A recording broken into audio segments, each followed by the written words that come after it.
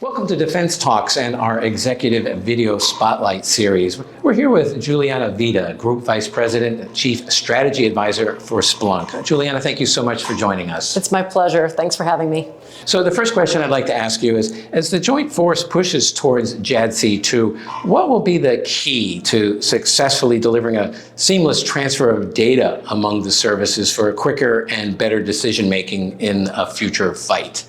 Well, it's a fantastic question, of course, and one that is not easy to answer, or others would have implemented solutions immediately right away. But I always like to go, Wyatt, to it's not about is the technology available. It's not about whether the DoD and the leadership understand that they need modern technology. Of course they do.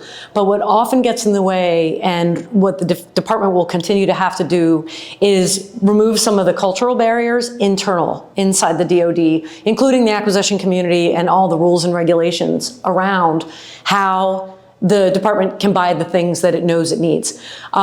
So many of those processes, ironically, were put in place by leaders who are now on the industry side. So there's knowledge and there's understanding about maneuvering through the processes, but I haven't yet seen a real focused approach to truly changing the way that the department has always purchased and acquired technology to a new modern approach. People talk about it, they talk about we have to be more agile, we have to be more nimble, but there are still a lot of internal, I hate to overuse the word silo, but there's still this service against that service, against this service, against the fourth estate. And until that changes, it's not likely that the DoD is going to achieve the end state that they've said they want to get with a true joint all-domain command and control environment.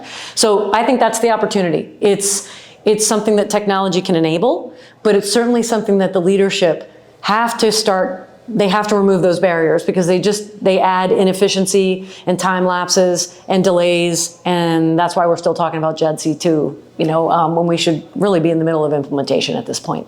How can the Department of Defense, clearly one of the largest organizations in the world, how can it be nimbler and more innovative? Well, when you're talking about this is a large change. And any large change, of course, requires a lot of change management approach and being intentional. With the Department of Defense, you also add the complications of globally dispersed workforce, globally dispersed missions. But I think any kind of standard change management approach is applicable to the DoD. And a lot of that starts with the people. People talk about it's all about the people. People are our most valuable resource. But what the department can do and needs to do is up-level the ability of everyone in the department, in uniform, civilian, contractor positions to the extent that they can, up-level everyone's understanding of what data is and means to the department, so that there isn't time wasted trying to train and educate decision makers and people that sign contracts, for example, to educate them on why this is important. The technology moves too fast.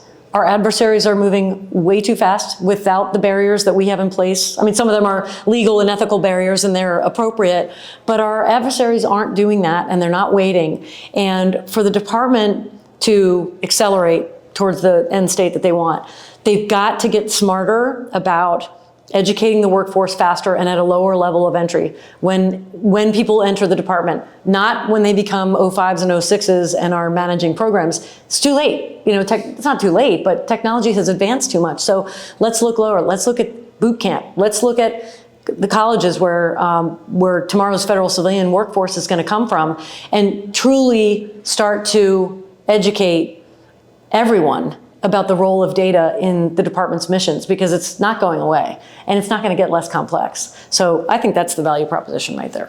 Well, Juliana Vida, thank you so much for taking a few minutes to share your insights with us here at Defense Talks. Thank you so much.